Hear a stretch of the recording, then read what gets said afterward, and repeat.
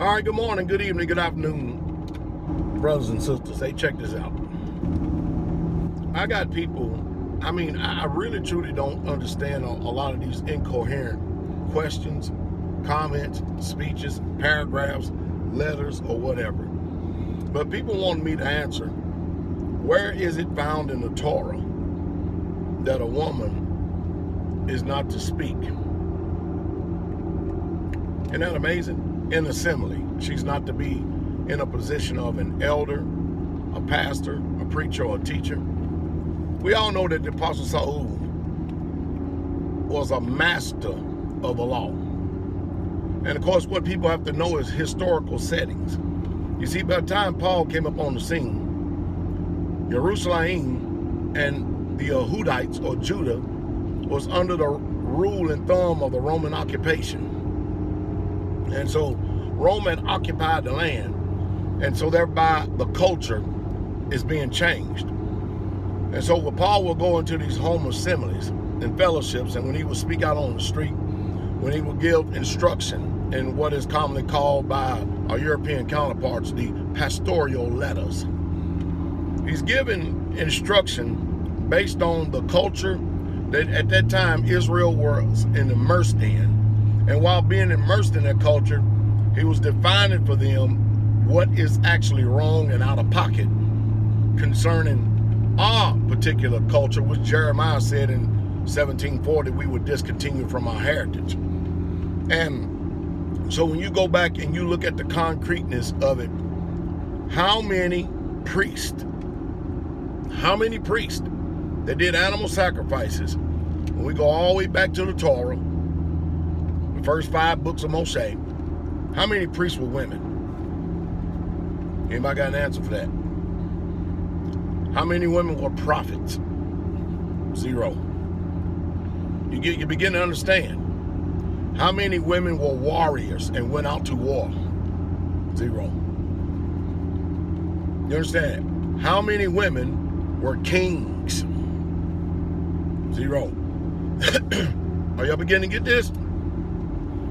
So when David would over in his Psalms, and when Solomon would write in Proverbs, he would define for you the roles of women and what women were and what they are. The Torah clearly tells you what their role is. See, a lot of times when people ask questions, it's laced with malice. It's laced with an evil intent because they want you to be able to pinpoint a certain answer to satisfy their illogical, nefarious, wicked mindsets. That's what they want you to do. And it's called the trap game, but the Bible teaches foolish and unlearned questions avoid. Because the one thing that these questions would do is gender the strife. So Paul was dealing with the social ills that was going on in that day because of the influence of Rome in Jerusalem. And of course, what was Rome's greatest problem? Aphrodite, woman worship, temple worship, prostitutes in the temple, worshiping, having sexual orgies and everything else. Everything evolved around the woman. And of course, when you look at history and you know the history of Rome, what happened to the Roman Empire? It failed because of feminism. What's happening to America right now? It's failing because of feminism. Not only is it failing because of feminism, but we're also watching one of the greatest transfers of wealth, leaving the man's hand, going over to the woman's hand because of state-sanctioned, legalized, marriage license divorce, which all but robs a man of his fruits of the labor that he has worked so hard for to be able to leave back from generations to give to these gold-digging women so they can use it for their own lust and their own little wicked pleasures and don't even have to work for it.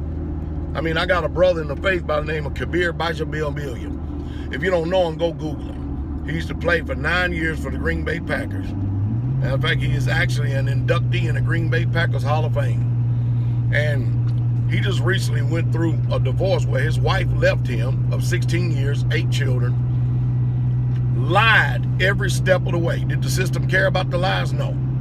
Did anybody in Green Bay care about the lies? No, because they were so entrenched in woman worship, woman lying, that nobody had the intestinal fortitude or the chutzpah to go and question her on her evil wills and her intent. But she had pastors up there hiding her. And she was playing reverse psychology, trying to make this man to look like a villain up there in that area. And the court system gave her half, and she didn't play one damn down in the NFL. She didn't go to one training camp. You see, that's what you call a wicked woman. Now, not all women are gold-digging wicked women like that their sole purpose in life is to become a millionaire by exploiting some simp man. And Kabir would tell you that he was a very simp man. And he started becoming a man when he met a man, PastorDowell. That's right. And now he's a man. I promise you that. And now she's trying to go after this NFL retirement, and she didn't do a damn thing. Nothing. And she even made a statement. This is how crazy these women are today. She made a statement to him and said, "You should be glad that I left you F me all these years." Can you believe that? Can you believe that? So she lies, she falsifies, and she becomes a millionaire based on the fruits of an unrighteous man's labor. And you don't think she's going to have hell to pay? I often tell people this over and over again. You better enjoy it while you got it, because you're going to spend a hell of a long time paying for it. And guess what? Not only is she going to spend a hell of a long time paying for it in eternity, she's going to spend a hell of a long time paying for it right now in this life, because judgment is surely coming. Judgment is surely coming. I promise you that. Just as I know that the Most High is on high, judgment is coming to that particular lying woman's house. Now, what I just got finished telling you is facts. All you got to do is go to KGB 94 TV, and he got his whole entire story documented on there. Guess what the Most High did, though? Turn around and end up giving him a holy, submissive, obedient, caring, loving wife. Yeah, a wife that actually does what he says and delights in doing it and has no trouble at all. A wife that didn't have no problem signing documents and telling him, I don't want nothing that you have. I just love you for who you are. And because you're so righteous, I know you're never going to do me wrong. I'll never have nothing to worry about. Isn't that a far cry from that Jezebel that he had at first? Guess what? Guess what now? He actually has a woman better than what he had before. See, before the world got him, and at that particular time, he had no access to PastorDowell. That's why I'm trying my best to get hold of these athletes. I mean, I remember Kevin Garnett? That man is paying $100,000 a month in wife and child support. Is that not disproportionate injustice, if there ever was one? Is that not? That is off of the proverbial shame. Is that not crazy? So, the problem is that we have today is that people go to these lying institutions called seminaries, and they get fed all of this European religion, and they're trying to mix it in one bowl and trying to mix it with Hebrew culture, and it can't square with the Bible because it's diametrically opposed. You simply can't do it. And that's why there's so much conflict today.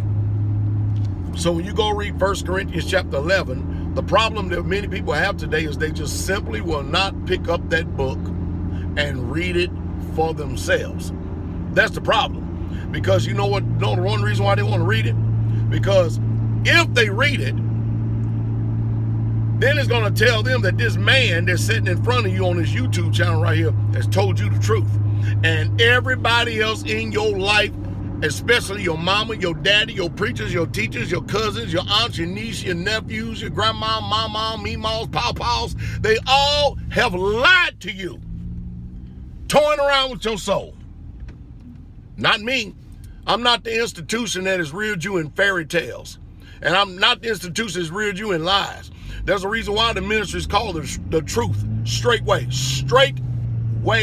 truth, because we're going to tell it just like it is. Truth, straight way. Well, I hope it says something to stimulate thought.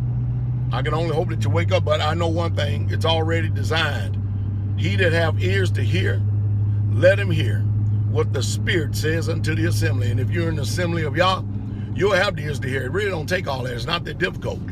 But if you don't have the ears to hear, it's none of my business. I'm not the Holy Spirit. I'm not the Ruach. I can't give it to you. I only talk to saints and not ain'ts in reference to stuff like this. Have a wonderful day. King coming.